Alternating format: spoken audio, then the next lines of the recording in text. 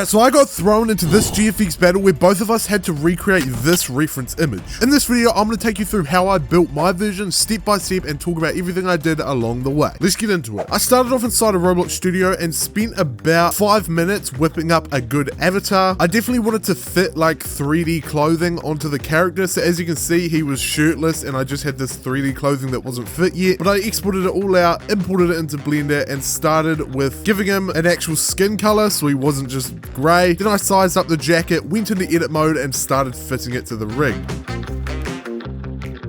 This took a long while fitting it onto the rig, getting it looking nice, but after a while I had it looking alright, but I felt like the left and right arms of the jacket weren't actually fit on the rig symmetrically. So what I did is I just grabbed half of the jacket and I used a mirror modifier to make it, well, mirrored. So now it was the same jacket on both sides, and that actually ended up looking pretty nice. After some final little bits of sculpting, 35 minutes in, I finally had the clothing and I was ready to start on posing the character. I just did a pretty basic pose, and then I did some different stuff inside of the shader editor. I wanted to make it, as you can see in the reference there, it has a lot of dirt coming from the bottom of the jacket, so I wanted to make that kind of on the jacket. I'm really not that good with the shader editor, but in the end I actually managed to get something looking not too bad, and after some final tweaks to all the different materials, I finally got started on the scene. I started off with just a big plane and added a road texture onto it, scaled it up so it matched the scene well, and imported a bunch of different models just to fill the scene up. I started off with just a few junk cars, and I even had this whole thing for like half an hour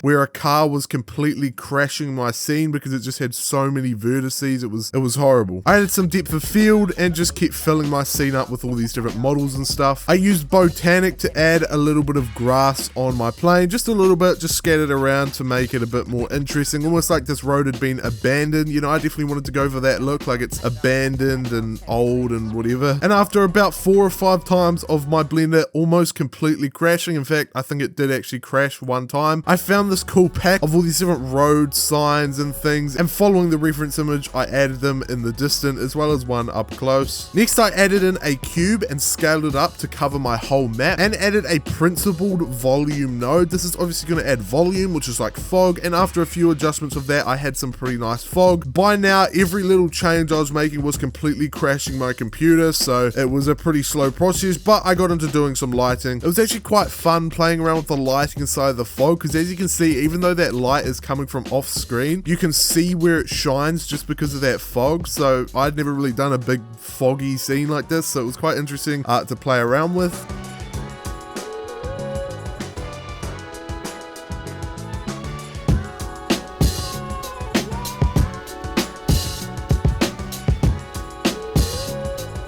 Added some trees surrounding the map to just add more depth. Then I used this rain generator plugin to add in some rain. Now this was super slow, and in fact my computer was just completely crashing. I tried doing all these different optimization things where I would just hide everything else in the scene and only focus on getting the rain down and stuff like that. But after about an hour of trying and my Blender almost crashing, what I tried doing is saving it to a blend file, packing in all the textures and stuff so I don't get that crazy purple texture error. I put it on a USB and I took it to my dad's computer. I snuck into his room while he was at work. I plugged my USB into his computer. I had to download a Blender and everything, and then I had to render it out, and it was this big process. I rendered the rain in a separate layer just in case it was bad or I didn't want to use it or something, which in the end I didn't use it, but what it did give me is the render. I rendered all these different render passes as well, which if you don't know what render passes are, they're quite a bit more advanced of a technique, but I did go ahead and use all these different render passes, dropped them all into Photoshop, and started to get onto doing some post effects work. Now this is where all of it really starts to come together. I started off with the AO pass just because I don't even know why I started. It did help me to add some shadows.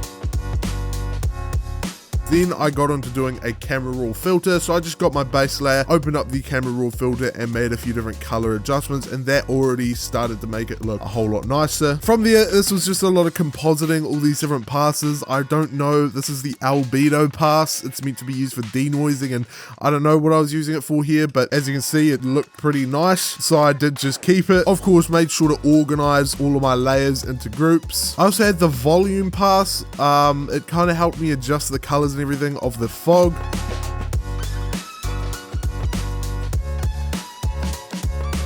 added in a vignette to make the corners of the scene a lot darker, and I used a super cool plugin called Honoric, which I did actually pay for. No, I didn't pirate it, I did pay for it. It's a super awesome glare plugin for Photoshop where, as you can see, it helped me make some pretty nice glare just to make everything glow and stuff like that. I did end up hiding it just so I can work on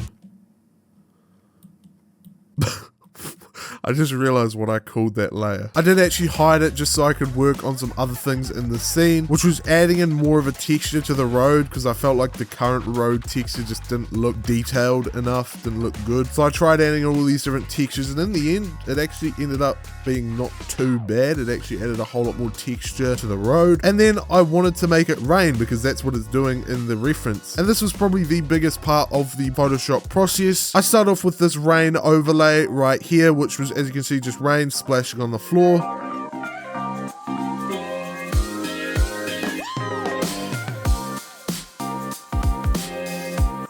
And fit that into the scene. I did a bit of masking. Now this right here, let's pause it right here. As you can see at the feet, that rain overlay right there removed a lot of the shadows, and that actually came back to bite me later because it really made it look unrealistic, and I ended up submitting it like that. So I don't know, either way, I added in some more different rain effects and things that I just found on Google. I was just searching up rain overlay and all these different things. And as you can see, I had different bits of it splashing off the car with all these different masking techniques. And yeah, just a bunch of rain all over the place. I also actually noticed that the jacket, the faces and everything on the jacket just wasn't smooth. It was all like triangly and it was weird. So what I did is I went in with the smudge tool with the jacket selected, and I just smudged it to make it a lot more smooth, and it actually worked a lot better than I was expecting.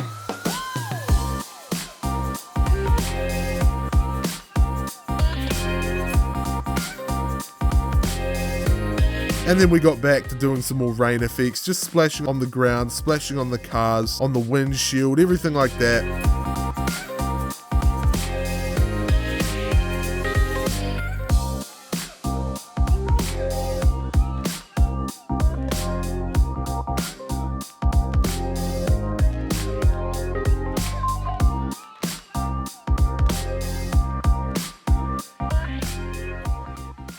And as you can see, I ended up having it inside of its own group, and because I work pretty much non-destructively, meaning none of the layers, none of the effects are actually applied, I can remove and change any of them whenever I like. As you can see, I could completely hide that rain layer and have a rainless version. So I did actually end up having these two versions here, and these are my final two versions right here. I was actually very, very happy with how this turned out, and so was my girlfriend. And from there, I got my opponent's submission. I thought his was a bit far from the reference, but whatever, I guess you're allowed to do that. And then I put it up for voting, and I got smoked.